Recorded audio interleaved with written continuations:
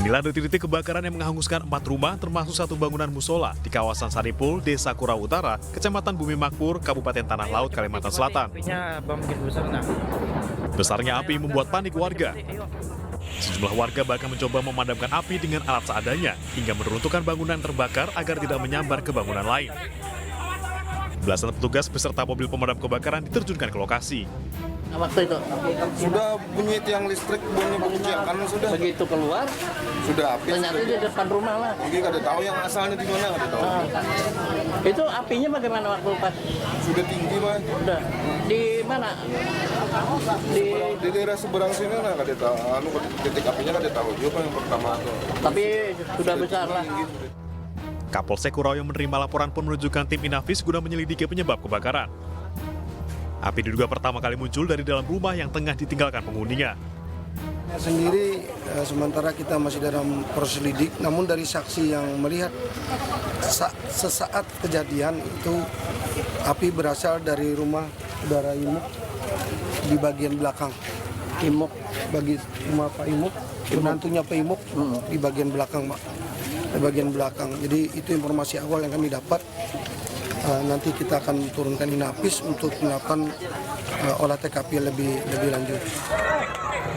Dalam kebakaran ini, satu orang mengalami patah tulang karena tersipit mobil pemadam yang terperosok ke dalam selokan. Dari Tanah Laut, Kalimantan Selatan, Zulkifli Yunus, iNews melaporkan.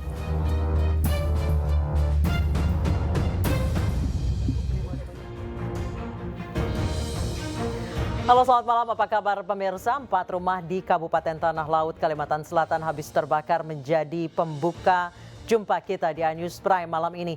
Selain itu, Panitia Kerja RUU Pilkada DPR menyepakati perubahan syarat ambang batas pencalonan pilkada dari jalur partai hanya berlaku untuk partai yang tidak punya kursi di DPRD. PDI Perjuangan terancam tidak bisa mengusung calon di Pilgub DKI Jakarta. Bersama saya Anisha Dasuki, inilah iNews Prime selengkapnya.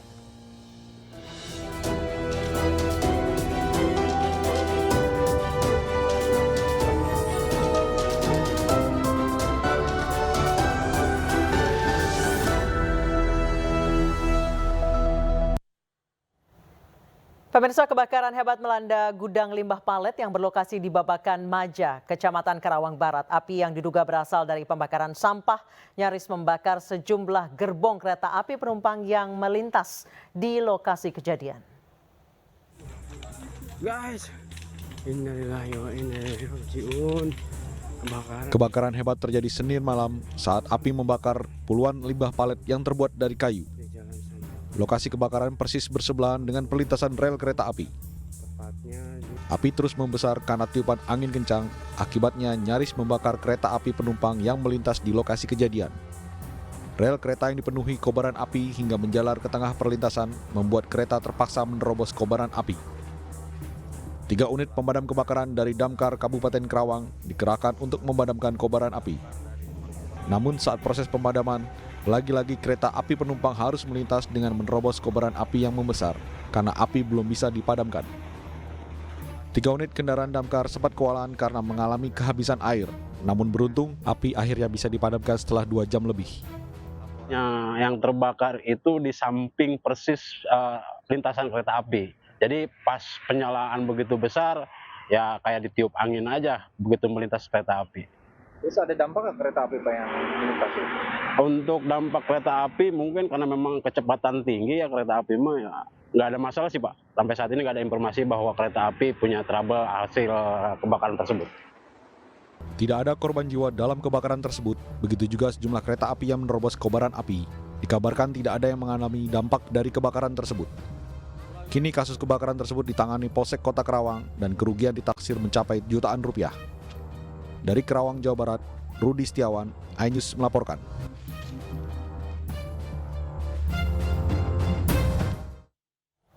Gunung Merapi di Sumatera Barat kembali erupsi. Letusan kali ini disertai suara dentuman yang sangat keras terdengar sampai ke pos pengamat Gunung Api Merapi di Bukit Tinggi atau berjarak sekitar 15 sampai 20 km. Tidak ada laporan terjadinya hujan abu vulkanik, sementara ketinggian kolom letusan tidak teramati karena tertutup kabut.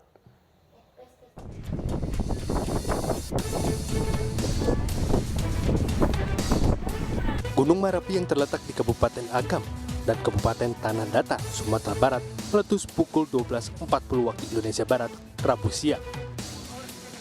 Erupsi pertama dalam bulan Agustus ini disertai suara dentuman keras membuat warga berhamburan keluar rumah.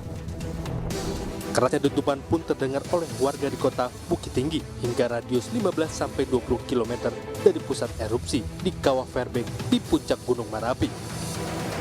Seismograf di pos pengamatan Gunung Api, PGA Merapi di belakang Balok Bukit Tinggi, mencatat erupsi terekam dengan amplitudo maksimum 30 mm dengan lama atau durasi gempa letusan lebih kurang 48 detik. Erupsi di Gunung Merapi tanggal 21 Agustus 2024 pada pukul 12.40. Namun tinggi kolom abu tidak teramati karena yang kami amati itu sampai di pos pengamatan terdengar suara dentuman yang sangat keras.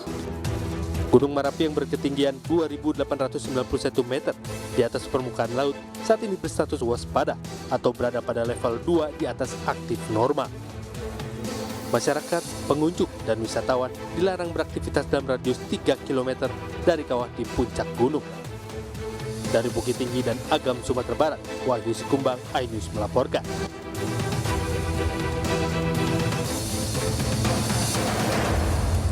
Pemirsa, kita ke informasi terkait petugas PSDKP Kementerian Kelautan dan Perikanan menangkap kapal asing asal Vietnam di perairan Natuna, Kepulauan Riau. Ribuan kilogram ikan hasil curian disita dalam penangkapan.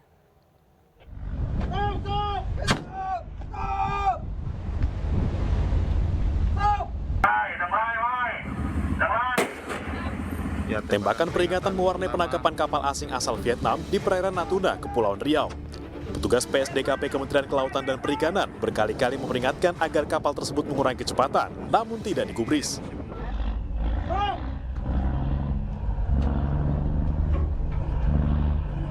Setelah berhasil mendekat, petugas langsung menangkap 9 anak buah kapal yang seluruhnya warga negara Vietnam.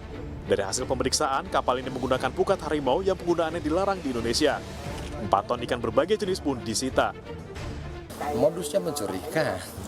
Jadi mereka hit and run, ngambil di peran kita malam, mungkin paginya sudah masuk peran mereka, dipindahkan ikan ke kapal angkutnya mereka. Kapal angkut mereka nggak pernah masuk ke kita pasti kita hit. Guna penyidikan, kapal beserta anak buahnya ditarik ke dermaga PSDKP Batam di Jembatan 2 Barelang. Dari Natuna, Kepulauan Riau, Gusti Yonosa, iNews melaporkan. Pemirsa, sebelumnya rangkaian pembahasan revisi undang-undang di Pilkada digelar di DPR. Rangkaian dimulai dari rapat balik yang digelar pada jam 10 pagi tadi. Dalam rapat balik hari ini, DPR bersama dengan perwakilan pemerintah membahas perubahan rancangan undang-undang Pilkada. Pemerintah diwakili oleh Menteri Dalam Negeri Tito Karnavian dan Menteri Hukum dan HAM Supratman Andi Aktas. Dalam rapat balik pagi tadi, DPR membahas isu pembahasan RUU Pilkada digelar mendadak.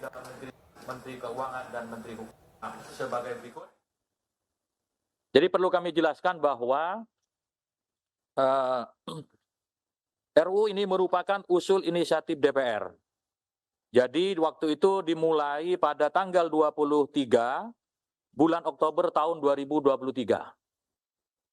Jadi bukan baru kemarin, tapi memang ini RUU yang sudah diusulkan oleh DPR tahun lalu.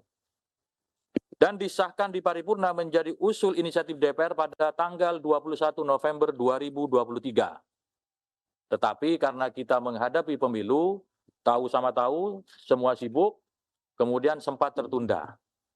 Dan semakin tertunda karena waktu itu ada putusan Mahkamah Konstitusi mengenai penjadwalan pilkada yang tidak ditunda lagi. Waktu itu sempat ada MK memutuskan tidak ada perubahan jadwal pilkada, sehingga hal yang paling krusial kemudian ditunda lagi, dan akhirnya hari ini kita bisa mendapatkan penugasan dari DPR, dan surprise dari pemerintah itu sudah lama, dan kemarin kita mendapatkan penugasan dari pimpinan DPR untuk melaksanakan pembahasan RUU, pembahasan tingkat 1. Usulan-usulan revisi saat itu, pemerintah kemudian menunjuk ya 3 menteri. Menteri itu Menteri Dalam Negeri, Menteri Kumham, dan Menteri Keuangan mewakili pemerintah untuk membahas. Dan kami sudah melakukan pembahasan internal pemerintah, panitia antar kementerian, termasuk juga mengundang KPU, Bawaslu, DKPP. Dan saat itu kita sudah menyusun DIM, daftar isian masalah, yang jumlahnya 496, yang meliputi 42 pasal, 12 usulan baru pemerintah, dan ada 30 usulan baru dari DPR RI. Kemudian kita menunggu untuk setelah surat Presiden dikirimkan tanggal 22 Januari 2024, kita menunggu untuk dibahas, tapi belum sempat, belum ada undangan, dan kemudian dari DPR RI ya, dan kemudian kita baru menerima kemarin tanggal 20 Agustus, ya otomatis kita menghormati untuk datang hadir sini. Dan kami tadi menyampaikan ada dari DIM-DIM tersebut ada yang sudah nggak relevan lagi. Ya, tadi sudah saya sampaikan di dalam, mungkin rekan-rekan juga mengikuti beberapa contoh yang tidak relevan lagi karena memang sudah selesai. Seperti pelantikan anggota DPRD serentak tidak bisa dilaksanakan, maka dilaksanakan secara bertahap sesuai habis masa jabatannya. Nah, setelah itu pemerintah tentunya berpendapat kalau memang mau dibahas revisi undang-undang pilkada tersebut, ya sesuaikan dengan yang masih aktual dengan konteks saat ini. Oleh karena itu, Panitia Kerja RUU Pilkada DPR menyepakati perubahan syarat ambang batas pencalonan pilkada dari jalur partai hanya berlaku untuk partai yang tidak punya kursi di DPRD. Balik membantah tudingan bahwa rapat ini untuk menganulir putusan Mahkamah Konstitusi terkait ambang batas pencalonan di pilkada.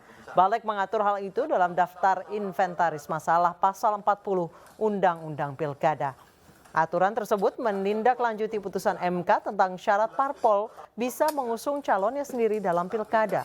Sementara itu aturan syarat pencalonan untuk partai-partai yang punya kursi di DPRD tetap mengikuti aturan lama, yakni minimal 20% dari jumlah kursi DPRD. Bisa. Itu partai non-seat boleh mencalonkan. Tapi kan yang punya kursi kemarin juga ditulis. Yang punya kursi itu tetap dia mengacu ke 20%. Jadi nggak bisa di-mix, kacau nanti kalau ini pakai sebagian pakai kursi, sebagian pakai suara, itu nggak bisa. Nanti ke KPU-nya gimana? Ya kan? Jadi ini pasangan calon misalkan, satu pakai satu kursi, sisanya ditambah dengan suara sah, itu nggak susah nanti. Ya kan? Mengesahkan pasangan calon susah. Ini sudah benar sekali. Dia mengatur sedemikian rupa supaya tidak debatable. Jadi pasangan calon ini benar-benar clear siapa yang mengusung. Persentase sudah dicantumkan. Jadi nggak ada yang kita lawan dari putusan Mahkamah Konstitusi, nggak ada.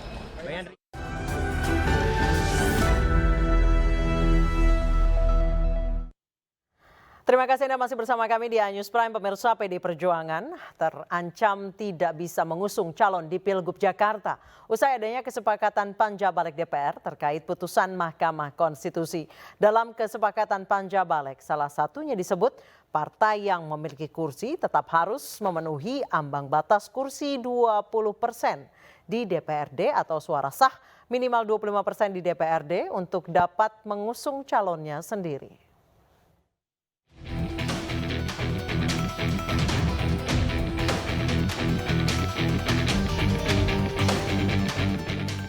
Dalam rapat yang digelar pada Rabu pagi, Panja Badan Legislatif DPR RI menyepakati revisi Undang-Undang Pilkada terkait persyaratan calon untuk maju di Pilkada.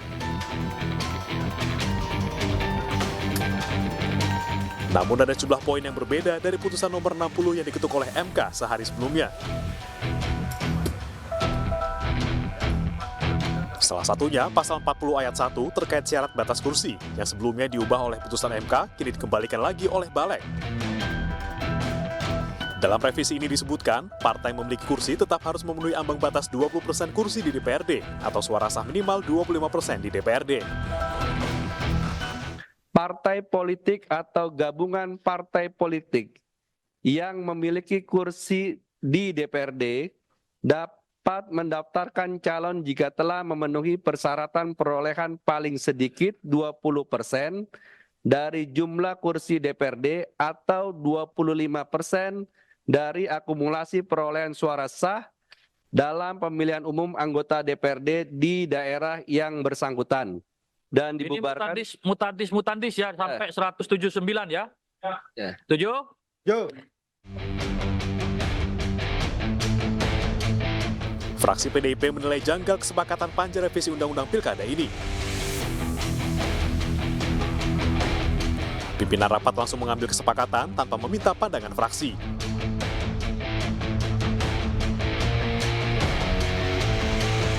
Tadi dipaparkan itu tidak diberi kesempatan kepada setiap fraksi untuk menyampaikan pendapatnya. Oke. Langsung digedok. Nah, setelah itu tutup ya sudah kita masuk sekarang kepada tahap berikutnya. Tim SIN. Iya betul. Oke, ya sudah istirahat. Lalu kami minta untuk di print. Ya, setelah di print itu ternyata justru bertentangan dengan keputusan Mahkamah Konstitusi. PD Perjuangan yang awalnya mendapat angin segar usai putusan MK kemarin kini terancam tidak bisa mengusung calon di Pilgub Jakarta. Pasalnya jumlah kursi PDIP di DPRD Jakarta hanya 15, sementara batas minimalnya 22 kursi. Di sisi lain, tidak ada partai lagi yang bisa diajak berkoalisi oleh PDIP lantaran sudah bergabung dengan Koalisi Indonesia Maju untuk mendukung mantan Gubernur Jawa Barat Ridwan Kamil. Dengan demikian, Anies Baswedan yang digadang-gadang akan diusung PDIP juga terancam tidak mempunyai peluang. Dari Jakarta, Tim Liputan Ayus melaporkan. Anggota DPR RI fraksi PD Perjuangan Masinton Pasaribu menegaskan PD Perjuangan tidak sependapat dengan kesepakatan Balik DPR RI terkait revisi Undang-Undang Pilkada. Masinton menyebut partainya akan tetap mendaftarkan pasangan calon gubernur dan wakil gubernur pada Pilkada 2024. Bernegara itu berkonstitusi, maka kita taat dengan putusan Mahkamah Konstitusi. Artinya akan tetap mendaftar untuk Pilgub Jakarta. Iya, kami akan mendaftarkan, ya bukan hanya kami, partai-partai calon-calon lain juga yang memenuhi syarat berdasarkan klaster yang sudah diputuskan oleh MK. Silakan gunakan. Jangan mau ikut aturan yang dirubah-rubah untuk kepentingan penguasa hari ini. Tapi Bang, Insya Allah ada Anies. Iya kan? Jadi nanti biar tanggal 27 ya, jika PDI Perjuangan mencalonkan Pak Anies Baswedan, kita kawal beramai-ramai ke KPU Jakarta. Kita gunakan putusan Mahkamah Konstitusi. Biarlah rakyat menjadi saksi untuk memperjuangkan demokrasi yang hendak dibunuh oleh kekuasaan hari ini. Presiden Joko Widodo menanggapi kesepakatan panitia kerja DPR terkait RUU Pilkada yang mengatur perubahan syarat ambang batas pencalonan pilkada. Presiden menyebut menghormati keputusan lembaga negara termasuk DPR. Kita hormati kewenangan dan keputusan dari masing-masing lembaga negara. Itu proses konstitusional yang biasa terjadi di lembaga-lembaga negara yang kita miliki. Pihak Istana menghormati keputusan yang dikeluarkan Mahkamah Konstitusi terkait gugatan Undang-Undang Pilkada. Kepala Kantor Komunikasi Presiden Hasan Nasbi mengatakan saat ini pemerintah menghormati putusan MK nomor 60 terkait ambang batas pencalonan kepala daerah. Namun Hasan enggan berkomentar terkait pembahasan rancangan Undang-Undang Pilkada yang dibahas Badan Legislatif di DPR RI. Menurut Hasan, RUU Pilkada merupakan inisiatif DPR sejak tahun lalu meskipun sempat mandek dan dilanjutkan hari ini. Pemerintah menghormati hak DPR dalam membuat undang-undang, begitu juga dengan MK yang memiliki kewenangan untuk mereview atau membahas permohonan masyarakat. Hasan menegaskan pemerintah nantinya akan mengikuti aturan yang dituangkan dalam undang-undang. Aja hak masing-masing ya, kan ada kamar yudikatif yang kemudian menjalankan kewenangannya, kayak seperti MK misalnya juga menjalankan kewenangannya untuk mereview atau membahas permohonan masyarakat yang ingin judicial review, dan mereka sudah mengeluarkan putusan. Tapi kita juga harus menghormati hak DPR sebagai lembaga legislatif yang punya kewenangan juga untuk membentuk undang-undang. Jadi saya minta jangan berpersangka macam-macam dulu. Kan sidangnya live ya, teman-teman bisa lihat live ya, sidang-sidang di DPR itu apakah mereka kemudian mengakomodir keputusan lembaga-lembaga tinggi negara tadi atau tidak gitu. Apakah mereka sejalan dengan keputusan lembaga-lembaga negara tadi atau tidak. Misalnya MA mengeluarkan putusan, diakomodir nggak putusannya. Misalnya MK mengeluarkan keputusan, diakomodir nggak di undang-undang ini. Kalau misalnya keputusan MA diakomodir, putusan MK diakomodir, kemudian diakomodir dalam undang-undang ini, artinya kan tidak ada perbedaan di antara ketiga lembaga tinggi negara itu. Artinya bagus kan? Kalau tidak diakomodir tentu akan terjadi soal aturan ya, akan terjadi dispute soal aturan karena MK atau MA punya putusannya apa, kemudian DPR punya keputusan yang berbeda, tentu nanti akan. Revisi Undang-Undang Pilkada oleh Balik DPR RI dinilai melawan konstitusi. Poin terkait syarat pengajuan kepala daerah oleh partai politik dan aturan batas usia minimal calon kepala daerah berbeda dengan yang telah diputuskan Mahkamah Konstitusi. Berikut rinciannya. Di slide pertama, pemirsa, putusan MK versus revisi Undang-Undang Pilkada, yaitu syarat pengajuan calon. Versi putusan MK, partai politik parlemen dan non-parlemen bisa ajukan calon dengan suara sah minimal. Kemudian kita ke slide selanjutnya, hal ini berlaku juga untuk parlemen maupun non-parlemen. Sementara ini adalah revisi Undang-Undang Pilkada juga. Hanya parpol non-parlemen yang bisa ajukan calon dengan suara sah minimal. Partai politik parlemen tetap harus memiliki kursi minimal 20% atau suara sah minimal 25% di DPRD. Kita slide selanjutnya, pemirsa. Nah, dampak paling besar akan dirasakan oleh PDI Perjuangan dalam Pilkada Jakarta. Dalam hal ini, PDI Perjuangan sebagai partai yang memiliki kursi di DPRD Jakarta harus memiliki kursi minimal 20% untuk mengajukan calon sendiri. Sementara PDI Perjuangan hanya memiliki 15 kursi di DPRD Jakarta atau masih kurang 7 kursi dari syarat minimal 22 kursi. Kita ke slide selanjutnya. Nah, pemirsa, ini ada lagi poin lain yang berbeda antara putusan MK nomor 60 dengan revisi Undang-Undang Pilkada, yaitu terkait ketentuan batas usia minimal calon kepala daerah. Dalam putusan MK, pemirsa, usia minimal calon kepala daerah dihitung sejak penetapan pasangan calon. Hal ini mengikuti PKPU sebelum diubah. Kita selanjutnya. Namun, dalam revisi Undang-Undang Pilkada, batas usia minimal baru dihitung pada saat pelantikan kepala daerah terpilih. Kita ke slide selanjutnya.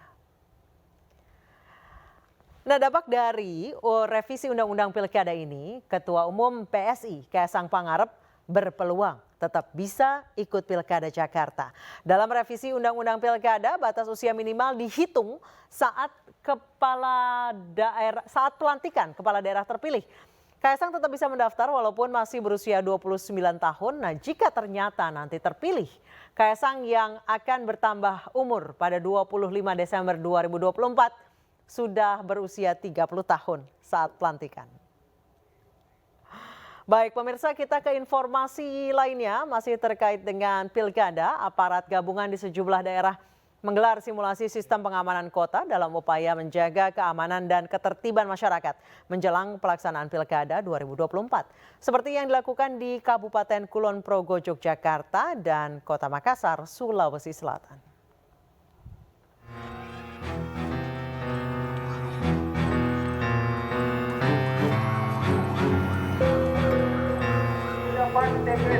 Dalam rangka antisipasi dalam menghadapi situasi politik jelang Pilkada 2024, aparat gabungan menggelar simulasi sistem pengamanan kota, seperti yang dilakukan di Kota Makassar, Sulawesi Selatan.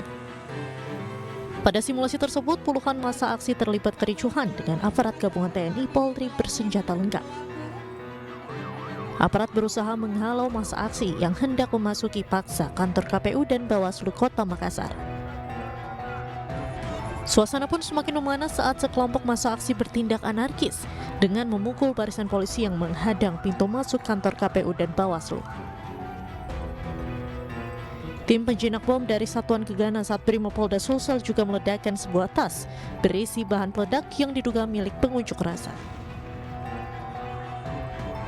Kapolres Tabes Makassar, Kombes Pol Muhammad Ngajib menyampaikan simulasi tersebut turut melibatkan 1.000 personel gabungan dari TNI, Polri, Satpol PP, Damkar Makassar, Dinas Perhubungan, dan Dinas Kesehatan Kota Makassar.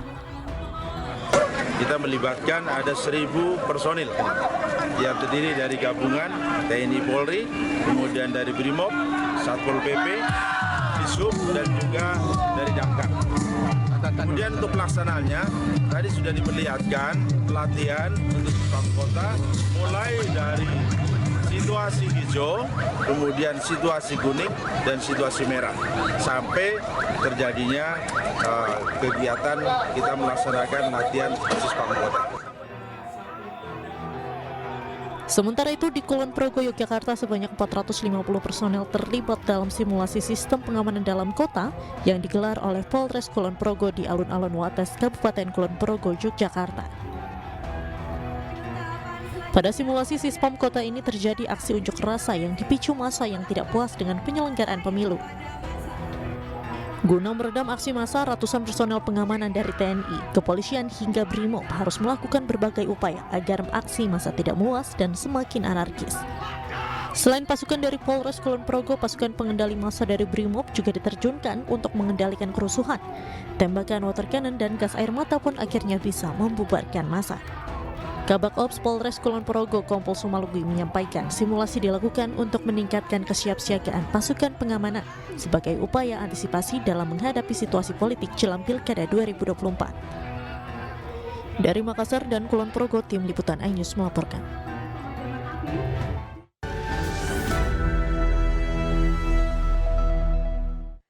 Terima kasih Anda masih bersama kami di iNews Prime. Pemirsa, Musyawarah Nasional ke-11 Golkar resmi memutuskan dan menetapkan Bahlil Lahadalia sebagai Ketua Umum Golkar. Bahlil terpilih secara aklamasi.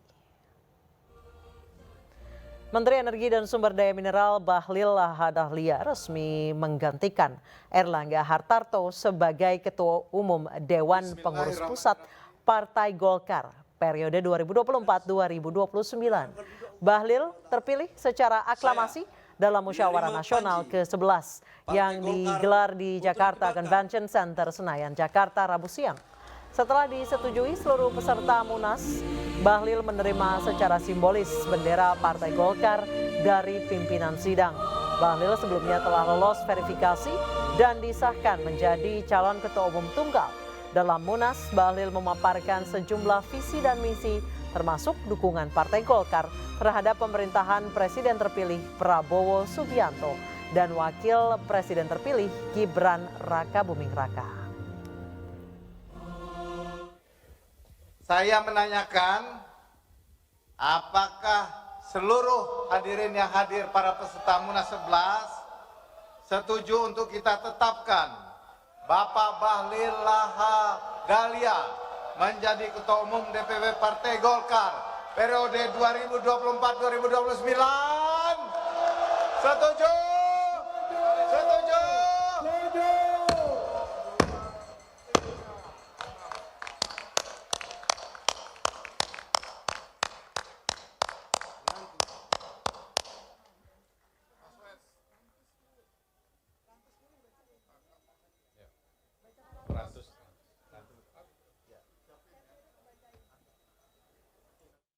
Yang sudah bagus, kami tidak berubah. Ada sebabnya keberlanjutan. Yang sudah bagus tidak dirubah. Yang belum bagus akan dicek untuk dibuat bagus. Ya, Partai Golkar ini partai dewasa. Jadi nggak mungkin yang sudah diputuskan yang sudah bagus kita rubah.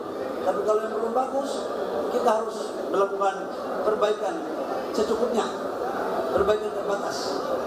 Yang kedua menyangkut dengan target 2029.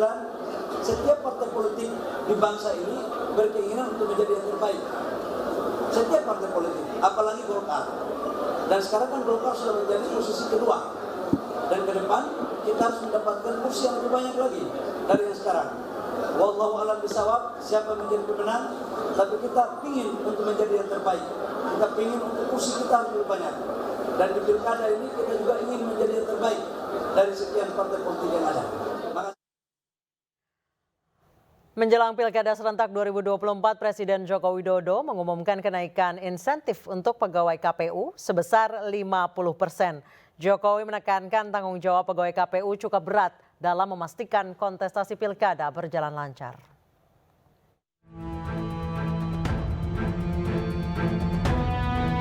Presiden Joko Widodo mengumumkan akan menaikkan insentif pegawai Komisi Pemilihan Umum sebesar 50%. Hal ini disampaikan dalam rapat konsolidasi Pilkada Serentak 2024 di Jakarta Convention Center, Senayan, Jakarta Pusat, Selasa siang. Dalam pidatonya, Jokowi menyatakan penyelenggaraan Pilkada tidak kalah rumit dengan Pilpres. Diharapkan dengan kenaikan insentif ini, pegawai KPU dapat lebih semangat dan teliti menyelenggarakan Pilkada. Jokowi juga menekankan tanggung jawab pegawai KPU cukup berat dalam memastikan kontestasi Pilkada berjalan lancar. Ia pun meminta maaf karena tidak mengetahui perihal insentif pegawai KPU yang tidak mengalami kenaikan sejak 2014 silam. Saya mohon maaf. Sejak 2014 tidak ada kenaikan tunjangan insentif. Saya baru tahu kemarin bahwa sejak 2014, sehingga kemarin langsung saya kejar-kejar. Pokoknya saya besok enggak akan datang di rapat konsolidasi kalau belum saya tanda tangani. Adapun selama ini jajaran KPU menerima insentif berupa tunjangan kinerja pegawai yang diatur dalam Peraturan Presiden Nomor 189 Tahun 2014. Dengan rincian tunjangan kinerja terendah senilai 1,5 juta rupiah untuk kelas jabatan 1 dan tunjangan tertinggi senilai 19,3 juta rupiah di kelas jabatan 17. Selain itu, pimpinan KPU juga menerima uang kehormatan sebagaimana diatur dalam Peraturan Presiden Nomor 11 Tahun 2016. Dengan rincian Ketua KPU RI sebesar 43,1 juta rupiah dan anggota KPU RI mendapatkan 39,9 juta rupiah. Sementara uang kehormatan untuk Ketua KPU Provinsi sebesar 20 juta rupiah dan anggota KPU Provinsi sebesar 18,5 juta rupiah. Kemudian uang kehormatan untuk Ketua KPU Kabupaten atau Kota sebesar 12,8 juta rupiah dan anggota KPU Kabupaten atau Kota sebesar 11,5 juta rupiah. Tim Liputan iNews melaporkan. Pemirsa, kasus dugaan korupsi pengelolaan tata niaga komoditas timah di wilayah IUPPT Timah Tbk tahun 2015-2022 memasuki babak baru. Helena atau biasa dikenal dengan Helena Lim menjalani sidang dakwaan di Pengadilan Tipikor Jakarta Pusat. Dalam sidang ini, Helena didakwa membantu perbuatan tindak pidana korupsi baik yang dilakukan pegawai Dinas ESDM Provinsi Bangka Belitung maupun terdakwa Harvey Muiz. Selain itu, Helena juga didakwa tindak pidana pencucian uang. Sama seperti terdakwa Harvey Muiz, Helena juga tidak mengajukan eksepsi. Helena dijadwalkan akan kembali menjalani persidangan pada tanggal 2 September mendatang. Dalam sidang berikutnya, jaksa penuntut umum akan menghadirkan sejumlah saksi untuk pembuktian. 2 menit. Suami artis Sandra Dewi Harvey Muiz menjalani sidang perdana dalam kasus dugaan korupsi pengelolaan tata niaga komoditas timah. Dalam persidangan, Harvey menyatakan tidak mengajukan keberatan atau eksepsi.